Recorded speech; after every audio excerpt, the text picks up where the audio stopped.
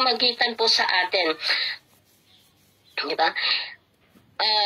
Sabi nga na, at dito rin na makikita natin na siya yung advocate, our mediator. Kung babasahin natin dun sa 1 Timothy chapter 2 verse 5, he is our mediator. At doon sa Hebrew chapter 7:25, he is interceding for us. At doon sa Romans chapter 5 verse 9, we are justified by his blood. Kaya sa pamamagitan ng ating Panginoon, nakakamit tayo ng yung grace ng ating Panginoon, kasi nga may nagmimigit, di ba, kung may mga magkakaibigan na may misunderstanding, di ba, ang hirap abutin ng bawat isa. Kailangan may magpapaliwanag, may makikinig sa both side na mauunawa kung ano yung punot dulo, di ba. Makikita natin at dito kung makikita din natin na kung hindi na natin kaya ang isang bagay, di ba? May nag-i-intercede. Ganon din sa ating mga buhay, di ba? Sa literal na ating buhay, kung hindi natin kaya, may kaibigan tayong tumutulong, di ba? May kaibigan tayong tumatayo para sa atin, di ba? But in Romans chapter 5 verse 9, di ba? By his blood, ang Panginoong Jesus lamang ang makakagawa nito, that we are justified by his blood. Alam natin, makikita nung tiningnan ng ating Panginoong ang Diyos Ama, ang ating buhay, di ba? Makasalanan tayo. Hindi tayo makakalapit kasi nga sabi nga ni Isaiah, kaitulad natin ng isang basahan, but the righteousness of Jesus Christ, He has seen in us. Kaya yun, kailangan nagagawa, tingnan tayo ng ating Panginoon dahil kay Hesus Kristo, ang katuwiran ng ating Panginoong Jesus ang nakikita niya. Diba? Lumapit tayo sa ating Panginoon, di ba? Humingi tayo ng repentance, ng forgiveness, di ba? Nagiging malinis tayo because of His blood. Si Jesus ang dakilang tagapagtanggol, our defense, our attorney, di ba? Siya lamang at walang makakagawa ng ito. Tagapagtanggol on behalf of the believers when we are sin. Diba? Yung mga believers lamang ang pinagtatanggol niya, hindi niya pinagtatanggol ang mga taong hindi sumasampalataya sa kanya. Diba? Kung si Satan he is always accuse us, but Jesus defend us. Diba, alam natin, ang gawa ng kaaway is yung nagdo-double time siya na accuse siya, diba, alam natin na pumunta dito sa lupa upang mag-deceive, diba? Mag-lie, pumatay, diba? Kung naniniwala tayo doon sa mga accusations ni Satanas, diba? Nagkakaroon tayo ng parang pumipitik sa ating isip, di ba? Na ito ganito ka dati, hindi ka karapat dapat ngayon, wala kang karapatan na ganyan, di ba? Iyon ang mga accusation ni Satanas sa atin. But Jesus Christ, nakikita niya ang ating puso, kaya dinidepend niya tayo, siya ang namamagitan sa atin ng Diyos Ama. Ama, hindi nagbago na siya. Lumapit na siya sa akin, humingi na siya ng kapatawaran, humingi na siya ng kapapakumbabaan. Kaya, tingnan mo siya, malinis na siya. Iyon ay tinadepend ni Jesus Christ para sa atin. Pero hindi simple yung yun na i-depend, nagkasala ka, followers ko ito, ako nang bahala. Hindi ganun kadali po yun, mga kapatid. Alam natin na may kailangan din nating gawin. Although alam natin na si Jesus Christ ang ating tagapagtanggol, hindi lang ganun kasimple. Sabi niya po doon sa 1 John chapter 1 verse 9, di ba? If we confess our sin, kailangan pa rin nating i-confess ang ating mga kasalanan so that the justification of Jesus ay makakamtan natin. His faithfulness depend us with the perfect justice. Ay hindi sinasabi, inako na ng ating Panginoon ng ating mga kasalanan, siya na ang bahala. Kung magkasala man ako, nilinis na ako, patuloy na akong nililinis, patuloy niya, kasi nga tinapos na niya ang lahat, diba? Iyon po ang mga justification natin sa ating mga buhay. But, kung nagbabasa tayo ng salita ng ating Panginoon, sabi nga ni John, if we confess our sin, He is faithful and just. Yun ang nakikita ng ating Panginoon. Diba? Nagkakaroon tayo ng pag-repent, pag-ask ng forgiveness na may kababaang loob, diba? Ina-acknowledge natin tayo makasalanan na ginawa natin iyon at hindi natin kayang magpapatuloy sa buhay na matuwid kung wala ang kapatawaran ng ating Panginoon, diba?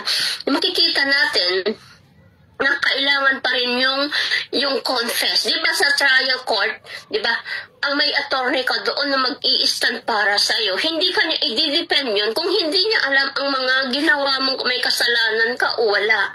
Diba? Si Jesus Christ kasi alam na niya yung mga kasalanan natin, alam niya yung mga nilalaman ng puso natin, yung takbo ng ating isip. But in at the trial court, sa literal na buhay, kailangan niyang manlaman yung punot dulo upang maipagtanggol ka niya sa tama. Diba? At makikita natin na kung yung isang judge, yung isang yung attorney mo na tumatayo sa iyo is alam niya lahat ang punot dulo noon, bawat tanong ng mga nag-aakusa sa iyo, kaya niyang kaya kanyang i-depensa, di ba? Kailangan makikita niya, alam niya yung takbo ng lahat ng pangyayaring iyon sa isang kaso. Diba? Kaya ang judge na yon ang magbibigay ng verdict kung ano ba talaga. At ganun ang ating Panginoon. Si Jesus Christ is nag-i-stand para sa atin. At dahil nakita ng ating Diyos Ama, ang katuwiran, ang ginawa ng ating Panginoong Jesus para sa atin. Diba? He is determined to release us from the penalty of every sin that we committed, di ba? At makikita natin ang Panginoon, napakabuti ang ating Panginoon dahil nga siya ang ating tagapagtanggol, di ba? At dito makikita, sabi niya, si Kristo ang handog sa ikakapagpatawad ng kasalanan, hindi lamang sa ating mga kasalanan, kundi maging ang kasalanan ng lahat ng tao. Alam natin doon sa Genesis, di ba, the mankind is fall short doon sa sin dahil kay Adan, di ba? Nagkasala ang sangkatauhan dahil kay Adan. Diba? Pero dahil mahal ng Diyos ang sangkatauhan, there's another plan. Although hindi yun ang original plan ng ating Panginoon, but because of the love of God for us, diba? Nagkaroon ulit ng another chance, diba? Yung second sa binigyan niya ng tao. So, balik, yung ginawa ng ating Panginoong iyon, yung pagtatanggol, yung pagpapatawa, diba? Mahal tayo ng lahat ng ating Panginoon, but yung kapatawaran is para lamang doon sa mga mananampalataya dahil para lamang sa tumanggap, para lang sa mga naniniwala kay Hesus Kristo kung ano ang nangyari. Alam natin the good news, di ba? Ang ating Panginoon, sila lamang ang nakakapagkamit doon sa kapatawaran, doon sa sila lamang ang nabigyan sila lamang ang sila lamang ang nakatanggap yung essence ng ginawa ng ating Panginoon nung sinabi niya si Kristo ang handog sa ikapagpapatawad ng mga kasalanan. Tayo lamang yung mananampalataya, yung totoong mananampalataya tumanggap sa ating Panginoong Jesus, di ba? At makikita din natin, mga kapatid, na dito nung sinabi niya na siya lamang ang handog, di ba? He is the propitiation that turns away the anger of God. Ang ginawa ng ating Panginoong Jesus lamang ang makapagpapaalis doon sa wrath of God, yung galit ng ating Panginoon. Siya ang sakripisyo upang mapatawad ang kasalanan ng lahat ng tao. Diba? Yung taong sinasabi noon, yung sinasabi ko kanina, yung marunong tumanggap, yung kumikilala sa ating Panginoon. Kagaya nung doon sa Mount of Calvary, diba? On the last moment, yung isang thief doon, diba? Tinanggap niya, naniwala siya ng ating Panginoon, siya ang tagapagligtas. Diba? Sabi niya, today, you will be with me in paradise. Sabi niya, on the spot, di ba? Makita natin na yung kung pinaniwalaan natin yung ginawa ng ating Panginoon, di ba? Na namatay siya sa cross ng Kalbaryo dahil sa ating mga kasalanan. After 3 days siya ay nabuhay, di ba? At siya ay pumailan lang sa langit at muling babalik. Yun ang pinapaniwalaan natin, the essence of the cross. Diba? Yun po yung ginawa ng ating Panginoon bilang kabayaran ng ating mga kasalanan. Diba? He freed us from the bondage of sin. Diba? Kaya nga, dito sa lahat ng mga kasalanan ng tao, at makikita natin yung sinabi ni John dito sa 1 John chapter 4 verse 14. Sabi niya, nakita namin at pinapatutuhanang isinugo ang Ama ng kanyang anak upang iligtas ang sanlibutan. Diba? Ang nagpapahayag na Jesus, ang anak ng Diyos, ay nanatili sa Diyos at ang Diyos naman ay nanatili sa Kanya. Diba? Dito makikita natin na kung tayo, di ba, dahil nabasa na natin ang salita ng ating Panginoon, di ba, sabi nga ni Juan, di ba, nakita namin. Kasi nga nakita nila kung paano yung ginawa ng ating Panginoong Jesus, di ba, pinapatotohanan namin. Kasama nila si Jesus Christ, lalong-lalo na si John on the cross of Calvary, di ba, siya yung pinagbilinan ng kanyang ina, di ba, he is the John the Beloved. Nakita niya kung paano binigay ng ating Panginoong Jesus ang kanyang buhay. Kaya siya ay nagiging, sabi niya, nakita namin, pinatutuhanan namin na ang Diyos Ama ay sinend niya ang kanyang anak. Diba? Yun sa John 3:16, yung sinulat pa rin ni John, diba? For God so loved the world that He gave His only begotten Son, to those who ever believe in Him should not perish but have everlasting life. Diba? Iyon po ay nagpapatotoo para sa atin na ang kasalanan ng tao is nahugasan sa pamagitan ng dugo ni Jesucristo na nabuhos sa cross ng Kalbaryo. Iyon po yung siya ang naging sakripisyo, walang makakagawang iba. Kaya ginagawa ng mga ibang mga kapwa nating tao na pinaparusahan nila yung kanilang mga sarili just to lessen their sin. It's not applicable. Kasi nga, hindi nila kayang gawin yung ginawa ng ating Panginoon because Jesus Christ is a sinless man. Wala siyang kasalanan. Pero inako pa rin niya. Kaya nga, dahil sa kanya kabutihan, nagkaroon tayo ng kapatawaran. Kaya nga dito, nung sinabi ni Juan dito na siya lamang ang tagapagtanggol, siya lamang ang handog. Diba? Wala nang iba. Walang magbibigay ng kanyang buhay ng lubos-lubusan. Ipagtatanggol tayo ng ating mga magulang pero may boundaries, may limitation. But Jesus Christ, di ba, nung naging advocate siya, naging attorney siya, naging mediator, nag-intercede without limitation. He gave His life for us. Hindi niya inisip ang kanyang pagka-Diyos, di ba? Kundi inisip niya ang ating kapakanan. Ibinigay niya ang kanyang, pinakita niya ang wagas niyang pagmamahal sa atin. Kaya ang Panginoong Jesus ang dakilang nag-iisang tagapagtanggol para sa atin. At dito, punta naman tayo dito sa verse 3. Ayun, sandali po. May continuation. Dito makikita natin kung gaano tayo kamahal ng Diyos. Siya mismo ang nag-set, di ba? Dito papatuloy ko dun sa verse 2. Siya mismo ang nag-set, ang Diyos Ama. Nung sinabi ko kanina nung dun sa Genesis, di ba? Nung nakita niya ang kasalanan ng tao, pero mas nanaig pa rin ang pagmamahal ng Diyos. Siya pa rin ang nag-set ng sakripisyo para sa ating mga kasalanan. Sabi niya doon sa Matthew 26 verse 28, di ba? Jesus said, "For this is my blood of the new covenant which is shed for many." Diba? Yung many, kagaya sinasabi ko kanina, for many is those who will receive the Lord Jesus Christ as Lord and Savior for the forgiveness of sin. Ang ating Panginoong mismo ang nagdeklara na sa pamagitan ng aking dugo, the new covenant which is shed for many. Diba? Ganon tayo kamahal ng ating Panginoon. Hindi niya inaalala kung ano yung mararanasan niya, kundi inisip niya kung ano yung mararanasan natin with Him. Diba? At ganon din sasabi niya po doon sa Romans chapter 5 verse 8, diba? But God demonstrates His own love for us is this: while we were still sinners, Christ died for us. Diba? Christ died for us. Doon niya pinakita ang pagmamahal ng Diyos bilang tagapagtanggol, bilang mediator, bilang advocate. Di ba? May kailangan siyang gawin.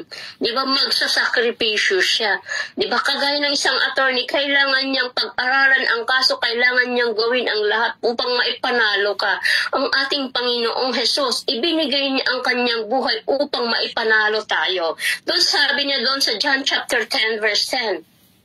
Diba? Jesus Christ must die so that we will live. Mamamatay siya upang tayo ay mabuhay. Ganon kamahal, ganon kahalaga ang bawat mananampalataya sa ating Panginoon. Si Jesus ay kailangan mamatay. Diba? Napaka-bigat na pasanin iyon na kailangan niyang mamatay upang tayo ay mabuhay. Bakit kailangan nating mabuhay? At alam natin si Jesus Christ is nabuhay. Nabuhay siya upang magkaroon din tayo ng buhay. Kasi kung hindi siya nabuhay, mananatili tayong patay sa kasalanan. Diba? At dahil ipinagtanggol tayo ni Jesus, tinubos niya mga kasalanan natin at nagkaroon tayo ng pagkilala sa Kanya. Diba? Nagkaroon na tayo ng pagkilala sa Kanya nung in-accept natin si Jesus Christ as Lord and our Savior. Doon nag-start na yung connection. Diba? Kung alam niyo po yung essence of the cross, kung bakit may pahalang at may straight. Diba? The connection of God to man. Diba? Alam natin na ang cross na iyon ay sagisag ng kamatayan ng ating Panginoon. Kaya kung titignan natin, wala na ang Panginoong Jesus doon sa cross kasi nabuhay na siya. Sa cross na iyon ang nagpapaalala sa atin na minsan may isang buhay na nabayubay doon dahil sa iyo at dahil sa akin. But because Jesus Christ had risen, wala na siya doon. Nandun na sa kanan ng Panginoong Diyos Ama. Diba? Patuloy na nagmi-mediate para sa atin. Diba? At doon, dahil nga nakita natin, ina-acknowledge natin yung ginawa ng ating Panginoon, nagkaroon na tayo ng pagkilala sa Kanya. Nakilala natin na siya ang ating Diyos, ang ating tagapagligtas, that no one can take this case kundi siya lamang. At dito makikita natin, dito sa verse 3 ng chapter 2, sabi niya, nakakatitiyak tayong nakikilala natin ang Diyos kung sinusunod natin ang kanyang mga utos. Diba? Sabi natin, we acknowledge Jesus Christ as our Lord and Savior.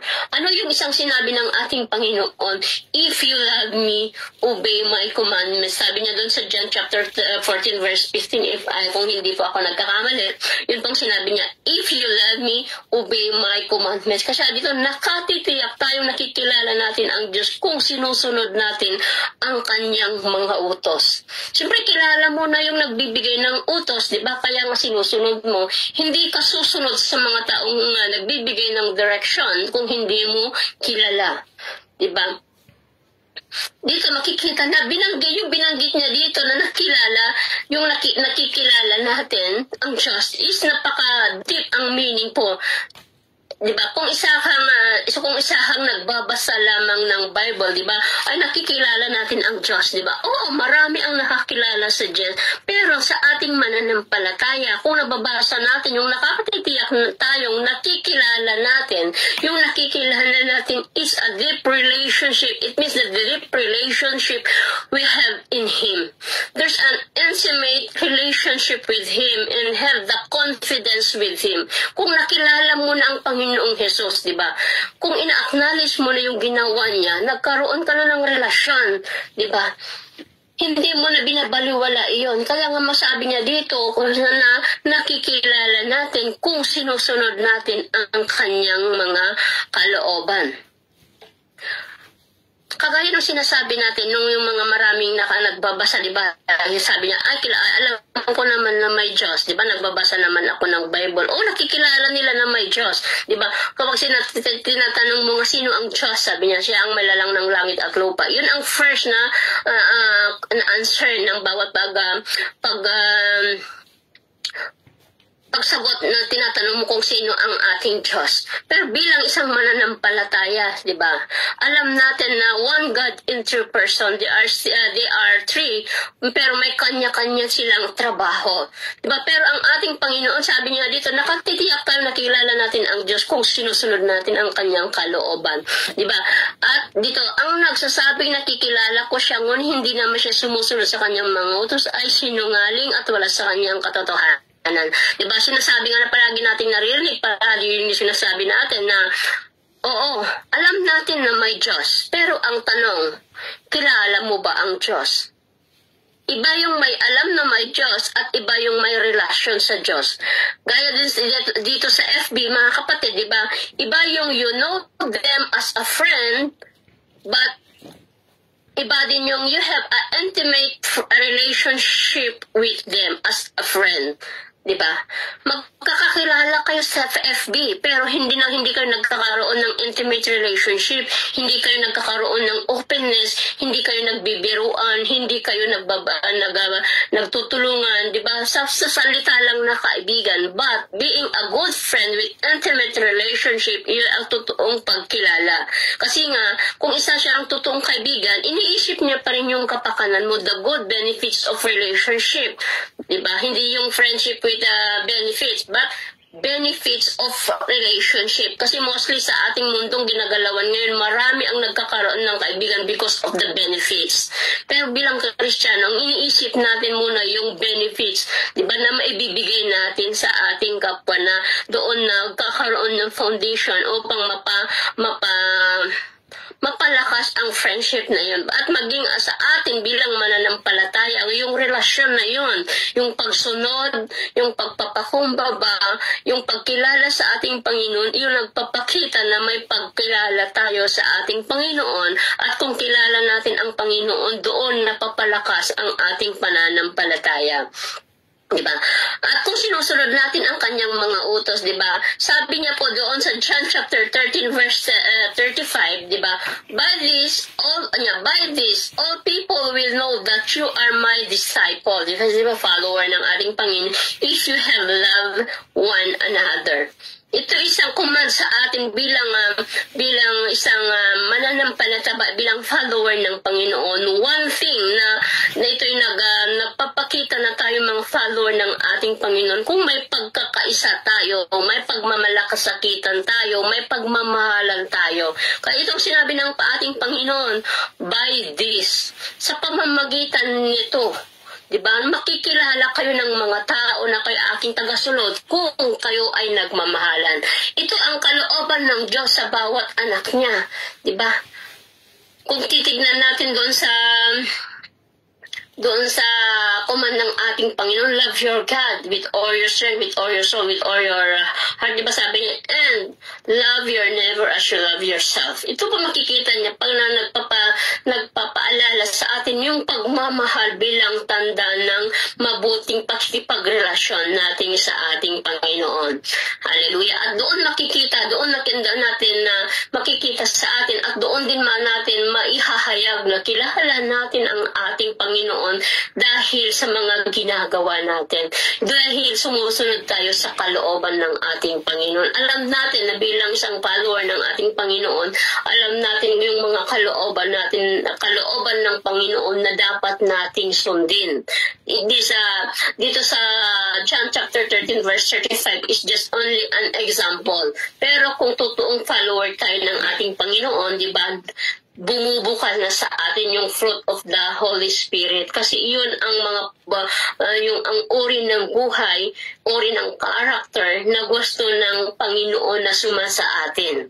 Hallelujah. Dahil doon tayo nakikilala, doon na nakatitiyak na tayo ay nakikilala natin ang ating Panginoon. Diba? Kasi nga nagre-resemble yung buhay natin sa buhay ng ating Panginoon. Diba? ba? Doon nagre-reflect, di ba? Ang buhay natin kung paano tayo sumunod sa kalooban ng Diyos, di ba? Kasi ang Panginoon nagliliwanag sa ating buhay, kaya marapat na lamang na ang buhay ay magliwanag din. Diba? Mag-i-stand tayo sa karamihan dahil tayo ay nagpapakita na follower ng ating Panginoon. Hallelujah. At dito sa verse 4, sabi niya, ang nagsasabi na kilala ko siya, ang hindi naman sumunod sa kanyang mga utos ay sinungaling at wala sa kanya ang katotohanan. Sa simpleng sinungaling pa lang yan, di ba? Kung sinasabi mo lang na kilala mo ang Diyos, ngunit salungat naman ang nakikita sa ating character, sa ating mga gawa, it is, nagpapakita iyon ng, foolishness. Ba naglalay po tayo, hindi ang ating Panginoon ang pinagsisinungalingan natin, kundi ang ating mga sarili. Diba? Ang ating mga sarili, kasi ang Panginoon, kahit walang tao, siya ay Diyos pa rin, pero ang tao na walang Diyos, He is useless. Kayo yung nagsasabi na kilala ng Diyos, nananahan ang Diyos sa aking puso, pero ang mga the way ka magsalita, the way ka, yung pamumuhay mo, yung character mo is hindi naaayon sa kalooban ng Panginoon. Hindi totoo na nasa iyo ang ating Panginoon, di ba? Sabi nga dito doon sa 1 John chapter 3 verse 6b. Sabi niya dito, ang sinumang nagpapatuloy sa pagkakasala ay hindi nakakakita ni nakakakilala man sa Kanya. Kaya sabi nga dito, man sa akin ang Panginoon, pero nagkakaroon pa rin namumuhay pa rin tayo ng kasalanan.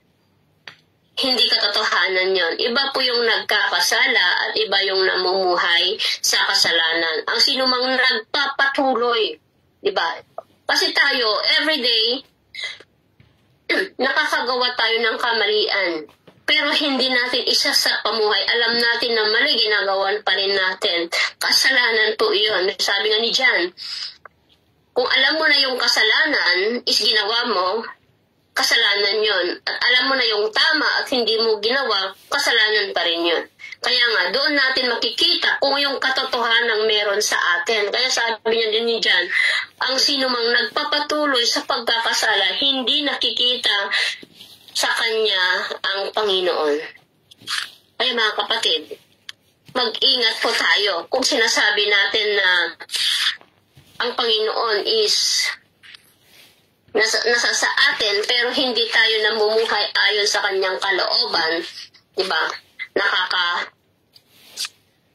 Nakakapagbigay sa atin ng buhay na ang tawag na sinungalingan mo ang iyong sarili. Ang iyong sarili mo lang ang ginugumon mo kasi nga, di ba? The result is within us. Diba? Kung yung fruit of the Holy Spirit is kasalungat ang nakikita sa atin, we are not true follower of God. We are not the true children of God. Hindi tayo totoong follower, di ba? Yun po ang kung minsan, di ba, yun ang tinitignan ng mga tao.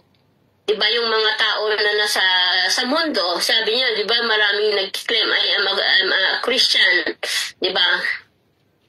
Namumuhay ako ayon sa kalooban ng ating Panginoon, pero iba naman yung nakikita, kaya nagkakaroon sila ng doubt na sumunod or manampalataya din gaya ng sinasabi natin. Kaya mag-ingat po tayo kung sinasabi natin na namumuhay tayo or ang Panginoon is nananahan na sa atin.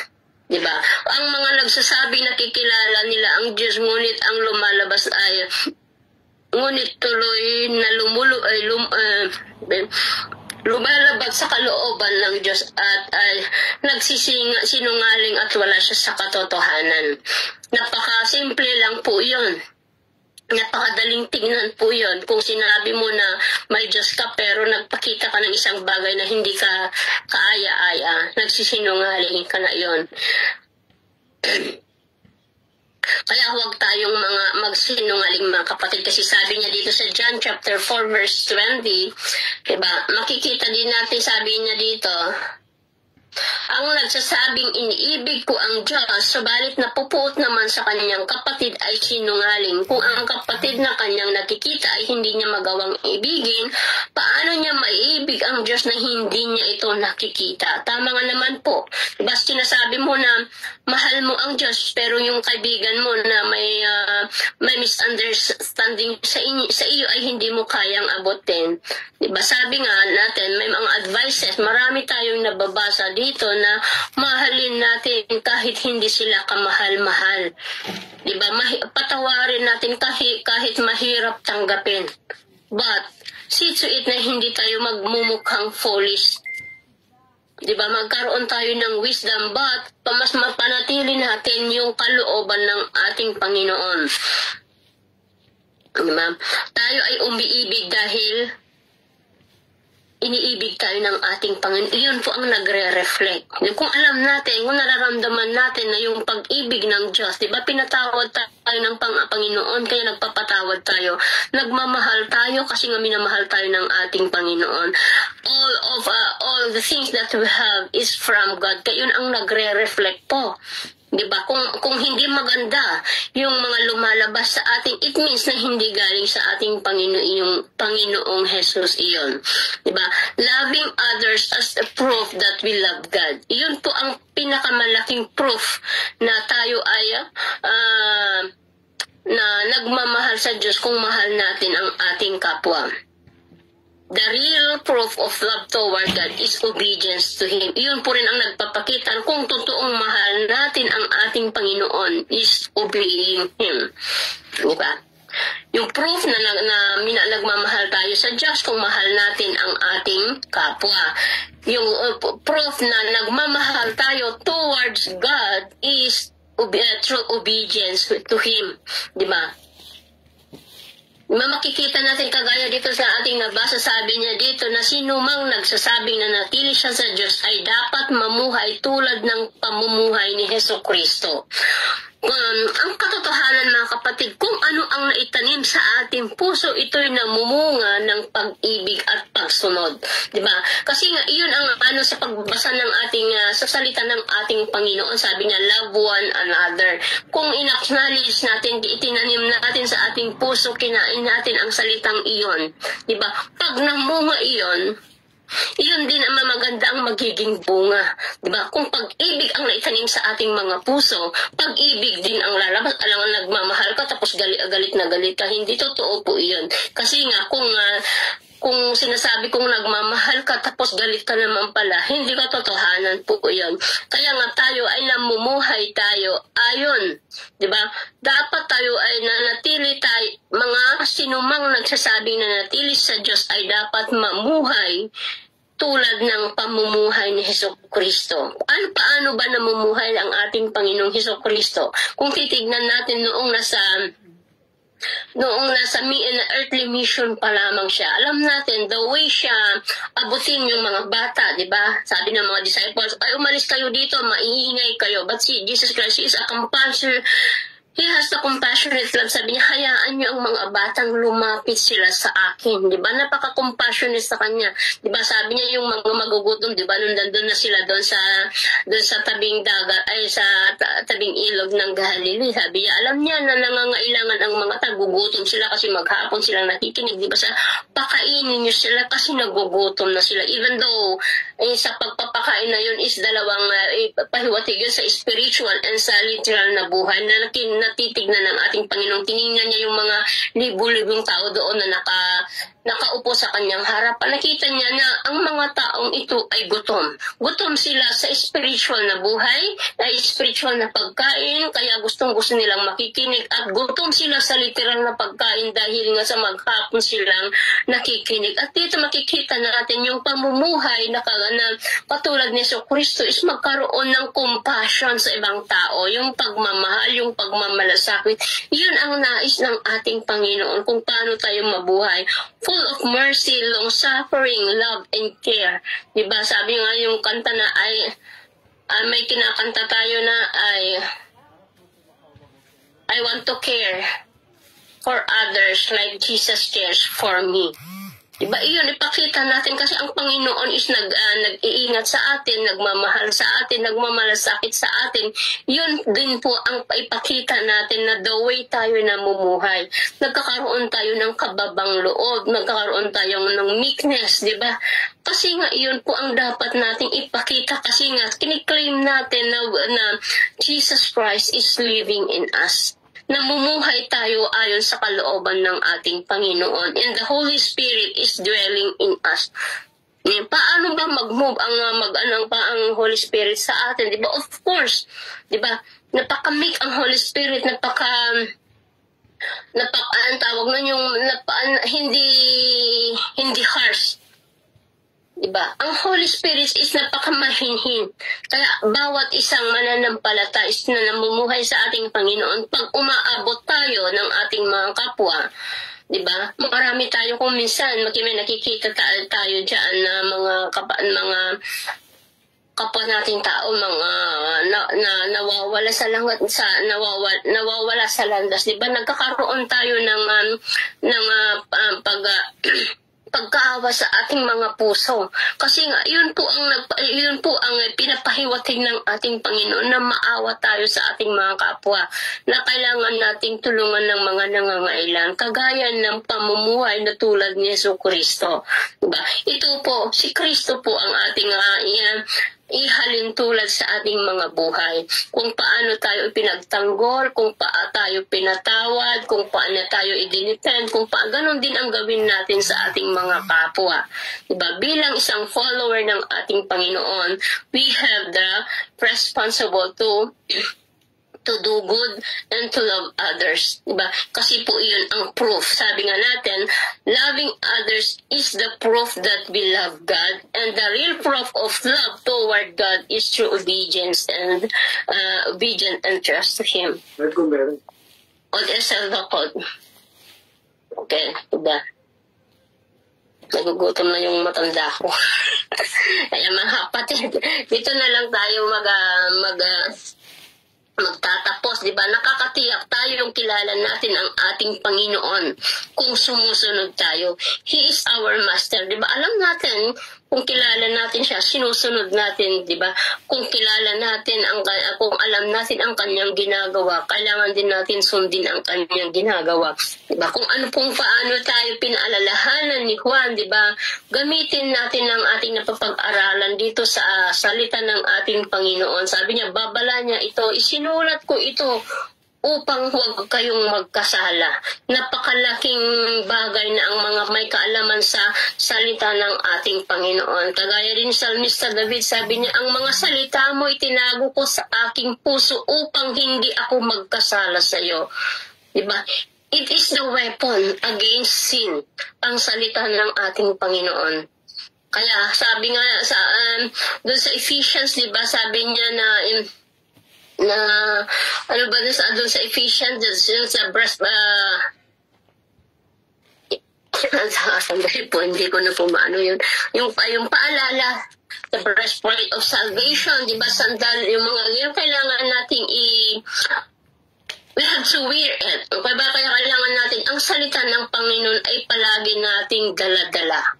Kasi nga ito po ang nagpapaliwanag, ito pinagtuturo, ito ang nagre-rebuke, ito po ang nagtatama sa atin upang makasunod tayo sa kalooban ng ating Panginoon. Kagaya sabi ni John, di ba, bilang kasangkapan ito sa ating pang-araw na pamumuhay, kaya ay mag-aral tayo, kaya alamin natin ang mga pangalan ng ating Panginoon upang magiging dala-dala natin at ito'y magiging gabay upang hindi tayo malugmok sa kasalanan. Maraming salamat mga kapatid at pagpalain ng Panginoon ang kanyang mga salita. Tayo manalangin. Hallelujah, maraming salamat po o Diyos sa gabing ito. Maraming salamat o Lord sa 6 na bersikulo, O Lord, na nihayag sa gabing ito, O Lord, nawa, O God, hallelujah, bawat salita, O Lord, na lumabas sa aking bibig, O Lord, ay nagamit ito, O Lord, para sa maihayag ang iyong katuwiran, maihayag ang iyong kalooban, O God. Pagpalain mo, O Lord,